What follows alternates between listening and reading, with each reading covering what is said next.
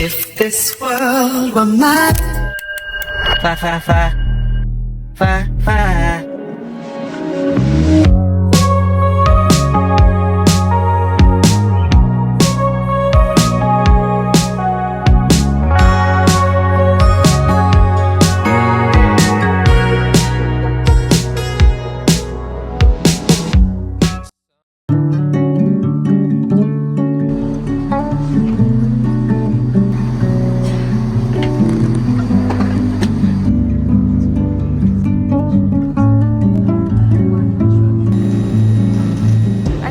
Tayo sa London King's Cross. Ayan yung sinakyan natin, guys. And meron akong pagkakamali. So, from Harrogate to Leeds and then Leeds to London King's Cross. So, nandun kami sa Leeds. Nandun sa big screen na parang sinabi dun na mag-book ng reservation seat. So, tinignan namin dun sa linar.co.uk ata yun. Pinipindot namin yung standard kasi nga 'di ba ayoko na magbayad kasi budget meal tayo. So, yung napipindot lang is yung first class. So, yun yung pinindot namin. Yung pinindot namin, tinignan namin kung may babayaran. Good thing wala namang babayaran sa reservation seat. Pag andar nung train, nagbigay na sila ng parang nag-ask sila kung anong gusto nyo, hot chocolate, tea, or water, ganon. So, ako naman hot chocolate. Meron lang yung conductor na nag-check ng mga ticket. So, chinek niya yung ticket namin. And then, sabi niya, that's a standard ticket. Tapos, sabi niya, do you want to upgrade? Tapos, sabi ko naman, yes. Tapos, sabi niya, £45 each. Sabi niya. So, inisip ko, yung pagkain na in-order namin, yung hot chocolate, ganon. And then, yung mga luggages namin nandun sa yung pile ng train na yon. So kung lilipat kami parang nakakahiya na and nagtingin na yung mga tao. So parang nahiya ako. So sabi ko nag-upgrade na lang kami. So that is £45 each. So £90 yung 2 packs. So ang mahal, guys. Kasi 'di ba, budget meal tayo. Tapos napa-upgrade pa tayo sa first class. As a budget meal naman na na-try ang first class ng train, it's not worth it kasi nga wala silang masyadong food. So yung in-order ko is crumpets. Yung in-order ng asawa ko is parang bacon sandwich. Parang yun yung binayaran namin.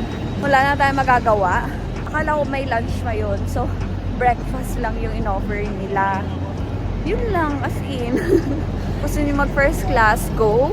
Kung ayaw niyo magbaon ng pagkain. Pero for me, sa £90, madami na akong mabibili sa £90. Lesson learned, pero good experience. Para pagbalik namin, pag-uwi namin, at least hindi na kami mag first class. Standard na lang talaga siya.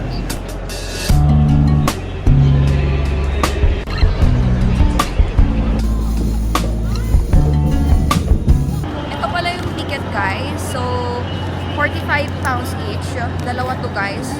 Ito yung presyo, 45 and then 45. So nag-research ako dun sa upgrade. Ang presyo is £35 or £45. At dahil nga Sunday siguro ngayon, kaya £45. And ito is one way lang. So pag balik natin pag-uwi ng Harrogate, hindi siya kasali. So hindi siya worth it, guys. Kaya let's go, guys. Hanapin natin ang ating hostel. Kasi ang binook ko is hostel, guys.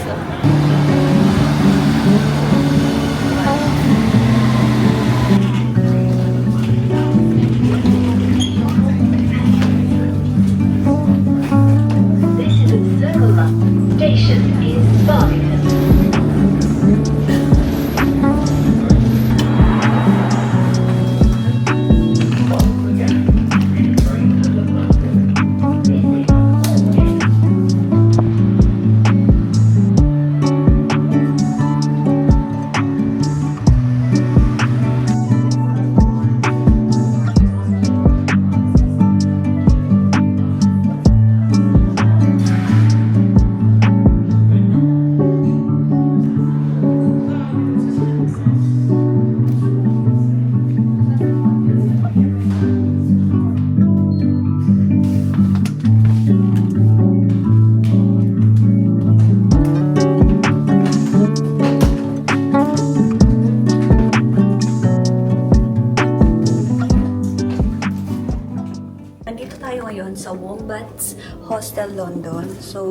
dito tayo sa 4th floor. Dito na tayo sa ating room. So, come in guys! So, pagpasok natin, makikita natin ang ating bed banks. So, ang pinili ko is 8. So, dito tayo mag-i-stay. Dito ganda. Good thing magkasama kami ng husband ko. Kasi, yung andito, 3 person yung andito na. So, tig-isa sila ng bunk bed. So, dito may available, doon may available. May 3 available pa. So, ang binigay sa atin, yung isang linya. And, ito ang reality, guys. Safe yung mga gamit nila sa atin, guys. And dito banda, guys, meron tayong sink. And then, we also have other sink here. Dito sa loob ng bathroom. So, wala silang bathtub.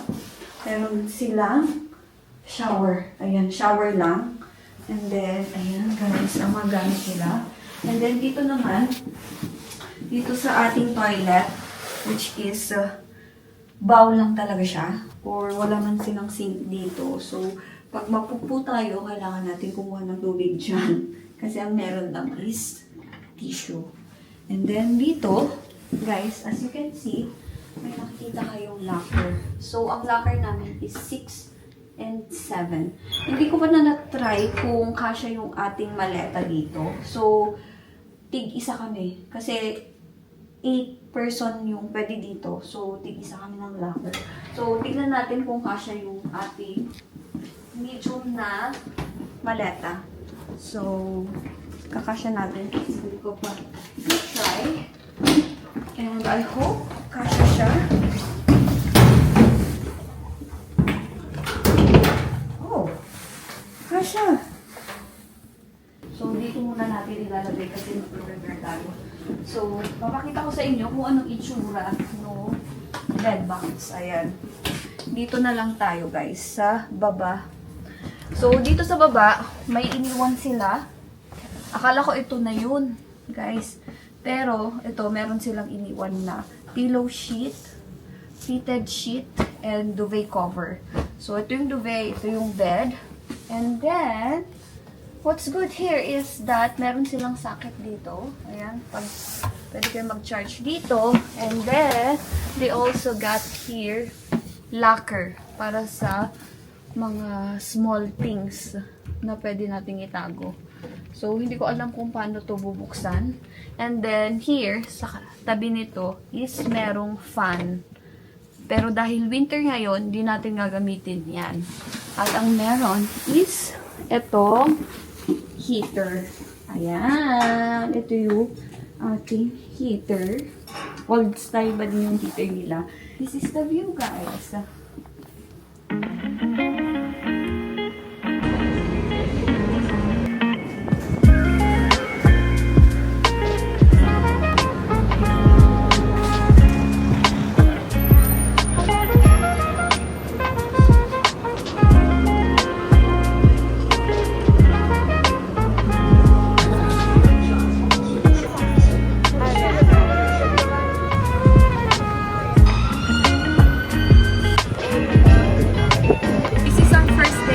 London, and nag-roam around lang kami sa Chinatown, pero hindi ko na napintuhan yung kinain namin. So ngayon, naglilibot-libot lang kami kasi nga 6 PM pa lang, guys, pero gabi na. Ayan. Gabi na. And balak namin umuwi na lang kasi umaambon, guys, wala pa kaming tayo. And baka magkasakit pa kami. Kailangan namin ng energy for tomorrow because 1 full day kami mag-iikot.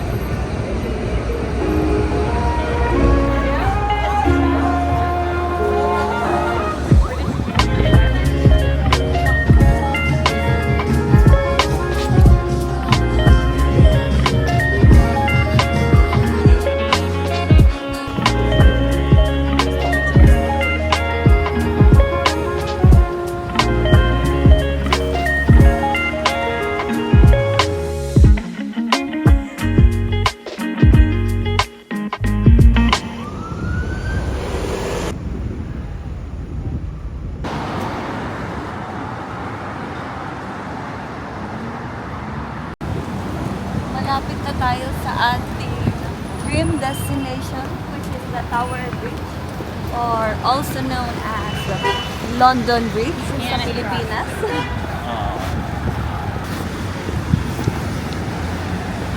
My God, nakatapak na tayo. Nakatapak na tayo sa Tower Bridge, guys. Ayan.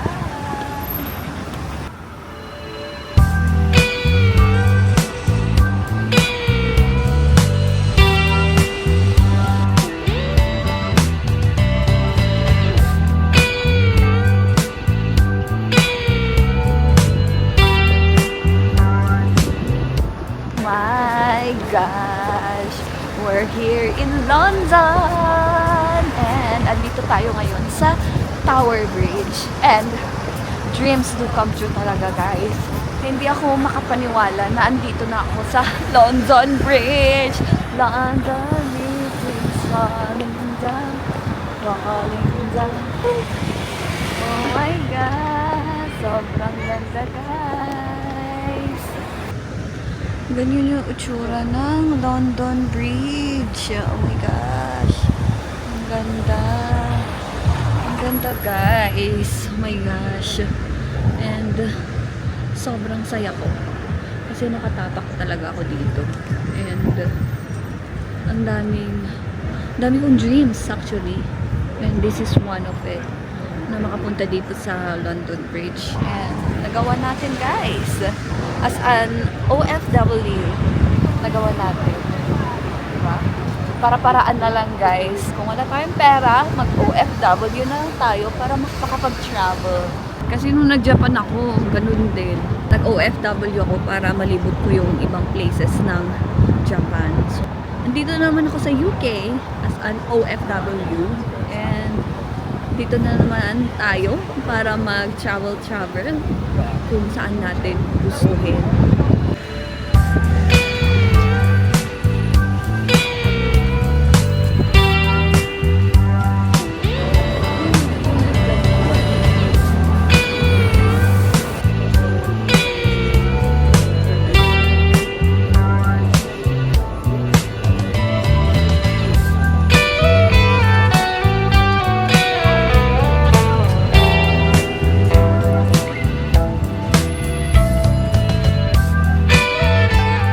We're here at our second destination and it is the Big Ben.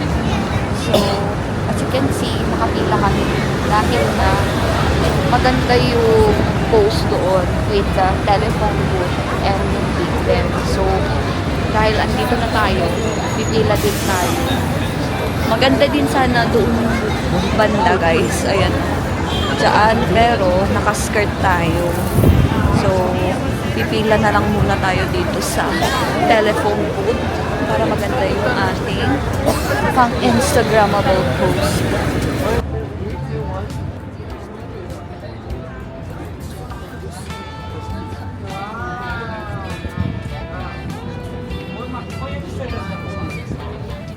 After 1 hour, natapos na din tayong magpa-picture sa telephone with the Big Ben. So, nakakahiya yung mag-post kasi yung iba, nagmamadali din silang mag-post. So, madalian lang din yung post ko. Kaya, kung gusto nyo magpa-picture dyan, siguro, mas maaga na lang, early. And, yes, hindi pa kami kumakain ng aming lunch. Maglilibot kami kung saan kami pwede kumain. Let's go! Let's G! Dreams do come true talaga, guys. And this is our second tourist attraction dito sa London. Ito talaga yung target ko kasi nga nag-iiba-iba yung weather. So ngayon, buti na lang hindi umulan kasi baka bukas uulan. And nakalagay doon, Wednesday uulan. So talagang yung first na gusto ko talagang puntahan is the Tower Bridge. Next one is Big Ben. And the third one is London Eye. Gusto ko ulit may pakita sa inyo yung Big Ben kasama yung face ko. Ayan.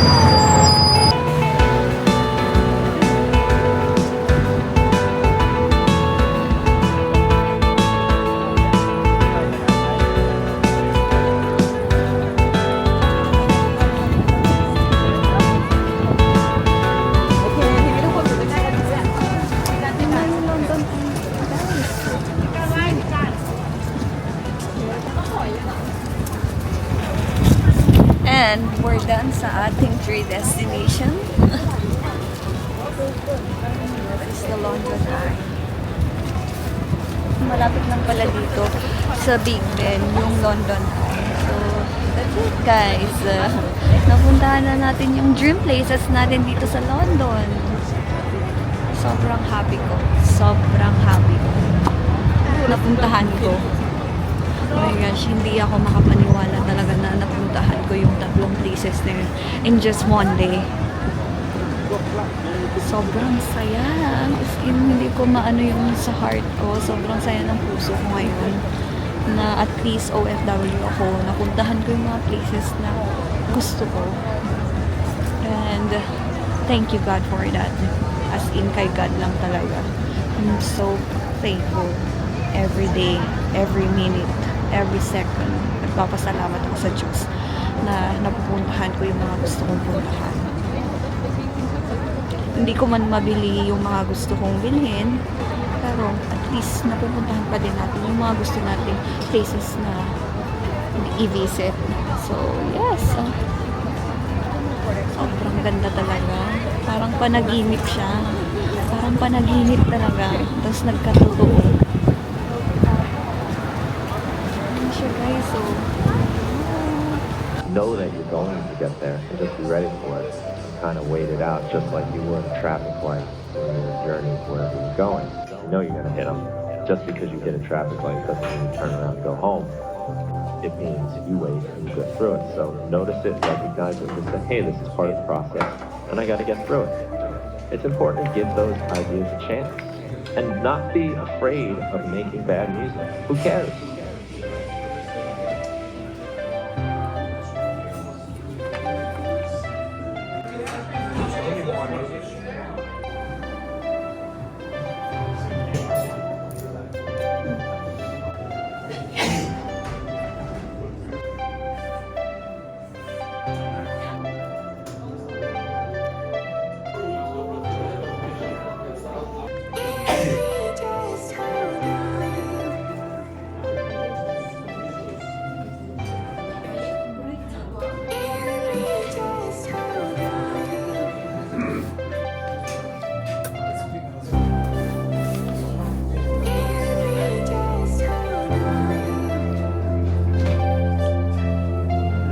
Andito ako ngayon sa Bansit Station. Andito ako ngayon sa Bond Street Station and nag-aantay lang ako ng train pa uwi. But before that, mag-outfit check muna tayo guys. So, unahin natin is my boots. My boots is from Princess Polly. Then itong stockings na nude and black is from Shein. And this one, the skirt is from GU. And ito namang ating turtleneck is from Uniqlo. And this jacket is from Shein. And then the bag is from Songmon. And lastly, the sunglass is from Shein.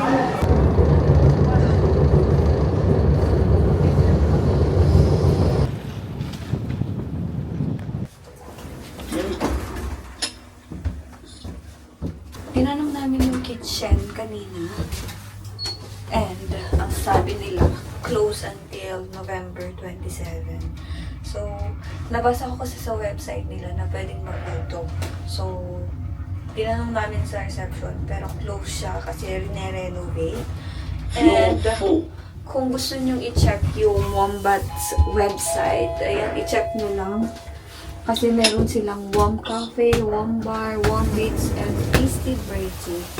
So, yung breakfast nila, nakita ko dun sa reception, is 7 pounds each. So, kung gusto nyo mag-breakfast, goods yun.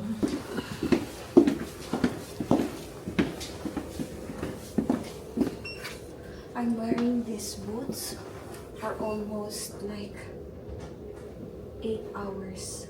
Tama ba? 10, 11, 12, 1, 2, 3, 4, 5, 6, 7, 8. Oh my gosh, 10 hours pala guys.